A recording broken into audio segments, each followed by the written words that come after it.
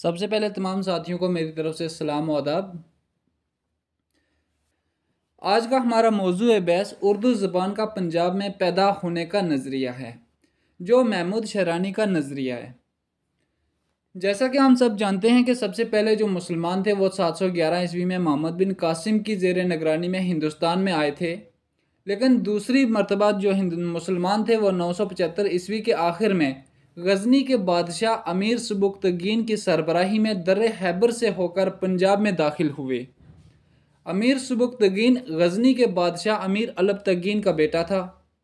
اس نے 20 سال تک حکومت کی، یعنی 977 سے لے کے 997 عیسوی تک اس نے حکومت کی تھی۔ ان دنوں میں ہندوستان میں دہلی سے لے کر کابل کے نزدیک تک راجہ جے پال کی حکومت تھی۔ امیر سبکتگین نے راجہ جے پال کی فوجوں کو شکست دے کر پشاور اور پنجاب کے دوسرے علاقوں پر قبضہ کر لیا۔ امیر سبکتگین کی وفات کے بعد اس کے فرزند و جانشین سلطان محمود غزنوی نے پنجاب اور ہندوستان کے راستے سے مختلف علاقوں پر پے در پے حملوں کا سلسلہ شروع کر دیا۔ محمود غزنوی کا سب سے پہلا مقابلہ 1001 عیسوی میں راجہ جے پال سے ہوا۔ راجہ جے پال کے مرنے کے بعد اس کے بیٹے آنند پال نے حکومت کی باغ ڈور سنبھالی۔ محمود غزنوی کو مجبوراً آنند پال سے جنگ کرنی پڑی، جس کے نتیجے میں لاہور پر اس کا قبضہ ہو گیا اور خود 1027 عیسوی میں غزنہ واپس چلا گیا، جہاں 1030 عیسوی میں اس کا انتقال ہو گیا۔ پنجاب میں تقریباً مسلمانوں کا قیام 200 سال تک رہا۔ اس عرصے میں ان کے اور پنجاب میں رہنے والوں کے تعلقات اور بھی گہرے ہو گئے۔ اسی گہرے میل جول اور مضبوط تعلقات کی بنیاد پر حافظ محمود شہرانی نے یہ نتیجہ نکالا کہ وہ زبان جسے ہم اردو کہتے ہیں سرزمین پنجاب میں پیدا ہوئی ہے، اور یہیں سے ہجرت کر کے یہ زبان دہلی پہنچی۔ حافظ محمود شہرانی نے اپنے اس نظریے کو اپنی تصنیف پنجاب میں اردو، جو 1928 عیسوی میں منظر عام پر آئی ہے، اس میں بڑے مفصل اور مدلل انداز میں پیش کیا ہے۔ وہ لکھتے ہیں، اردو دہلی کی قدیم زبان نہیں ہے، بلکہ یہ زبان مسلمانوں کے ساتھ دہلی جاتی ہے، کیونکہ مسلمان پنجاب سے ہجرت کر کے دہلی جاتے تھے، اس لیے ضروری ہے کہ وہ پنجاب سے کوئی زبان اپنے ساتھ لے کر دہلی گئے ہوں گے۔ محمود شہرانی کے کہنے کے مطابق اردو کی ابتدا پنجاب میں ہوئی، لیکن ان کے نظریے کے متعلق یہ غلط فہمی خواہ مخواہ عام ہو گئی کہ اردو پنجاب سے نکلی ہے، جبکہ انہوں نے یہ ہرگز نہیں کہا۔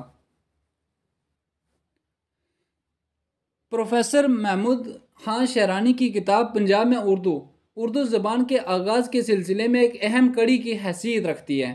اس کتاب میں محمود شہرانی نے اردو اور پنجابی کی بعض مشابہتوں کی بنا پر یہ کہا ہے کہ اردو اور پنجابی ایک ساتھ پلی اور بڑھی ہیں، اور جب یہ سیانی ہوئیں تو ان میں جدائی واقع ہو گئی۔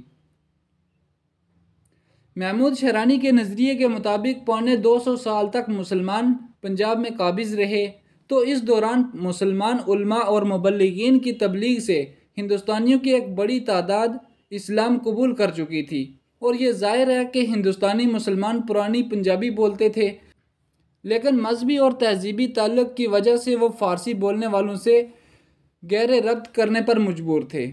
چنانچہ اسی ربط کا نتیجہ اردو زبان کے آغاز کی صورت میں نکلا۔ اس کے علاوہ محمود شہرانی نے کچھ لسانی شہادتیں بھی پیش کی ہیں۔ ان میں سے اہم شہادت یہ ہے کہ اردو کے اسماء صفات اور افعال میں آخری علامت آتی ہے، جیسے گھوڑا، اچھا، گیا وغیرہ۔ پنجاب کی خصوصیت بھی یہی ہے، لیکن خصوصیت دہلی کے اطراف کی بولیوں میں سوائے ایک ہریانوی بولی کے کسی میں بھی پائی نہیں جاتی۔ مغربی ہندی کی بولیوں میں آ کے بجائے او کی علامت آتی ہے، مثلاً گوڑو، اچھو، گیو وغیرہ۔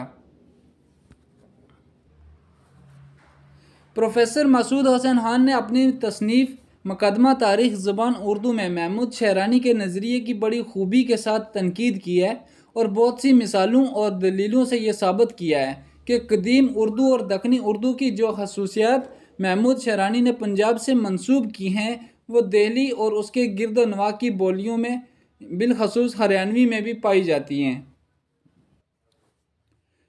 ٹی گراہم بیلی، جو پنجابی زبان کے ایک بڑے معتبر عالم سمجھے جاتے تھے، اردو کے آغاز کے بارے میں محمود شیرانی کے خیال سے پورے طور پر اتفاق کرتے ہیں اور رائل ایشیاٹک سوسائٹی کے مجلے میں لکھتے ہیں، اردو 1027 عیسوی کے لگ بھگ لاہور میں پیدا ہوئی۔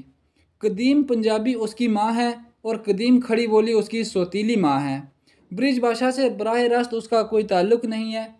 مسلمان سپاہیوں نے پنجابی کے اس روپ کو، جو ان دنوں دہلی کی قدیم بولی تھی، اس سے بالکل مختلف نہ تھا، اسے اختیار کیا گیا۔ اس میں فارسی الفاظ اور فقرے شامل کر دیے۔ ٹی گراہم بیلی نے اپنے اس نقطہ نظر کو اپنی تصنیف a history of the Urdu literature میں پیش کیا ہے۔ مختصر طور پر شیرانی کے اردو کے آغاز کا جو نظریہ پیش کیا ہے، اس کے اہم نکات کچھ اس طرح سے ہیں۔ پہلا یہ ہے، اردو کا وجود ہی ان ایام سے ماننا ہوگا جب سے مسلمان ہندوستان آباد ہوئے۔ دوسرا، جس زبان میں اردو ارتقا پاتی ہے وہ نہ برج ہے، نہ ہریانوی اور نہ کنوجی ہے، وہ زبان صرف دہلی اور میرٹھ کے علاقوں میں بولی جاتی ہے۔ تیسرا، یہ زبان مسلمانوں کی آمد کے وقت راجستھانی یا برج بولی جاتی تھی۔ چوتھا، یہ دور اسلامی اثرات کی وجہ سے بنتی ہے۔ پانچواں، اردو چونکہ پنجاب میں بنی اس لیے ضروری ہے کہ وہ یا تو پنجابی کے مماثل ہو یا اس کی قریبی رشتہ دار ہو۔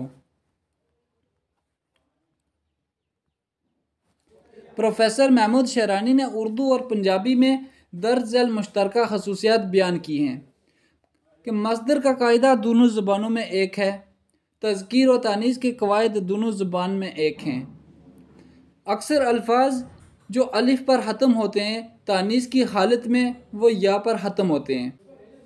پنجابی میں جیسے مذکر ہے بکرا تو مونس اس کی بکری، کتا کتی، لڑکا لڑکی، گھوڑا گھوڑی۔ اردو میں بھی ایسے ہی ہے، مذکر بکرا ہے تو مونس بکری ہے، کتا کتی، لڑکا لڑکی، گھوڑا گھوڑی۔ جب اسم مذکر حرف علت کے بجائے حرف صحیح پر ختم ہو تو دونوں میں تانیث کے لیے نی یا انی کا اضافہ ہوتا ہے۔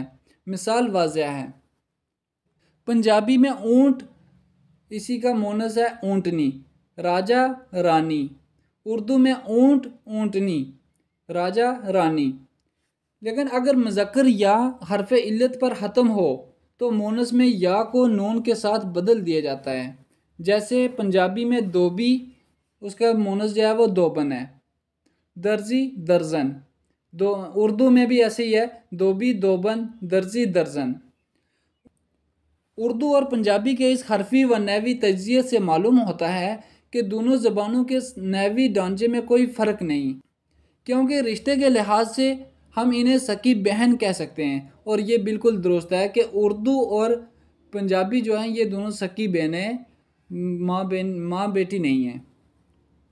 یہ تھا ہمارا آج کا موضوع جو اردو پنجاب میں پیدا ہوئی، جس کے حوالے سے محمود شیرانی نے اپنا نظریہ پیش کیا تھا کہ اردو پنجاب میں پیدا ہوئی۔ شکریہ۔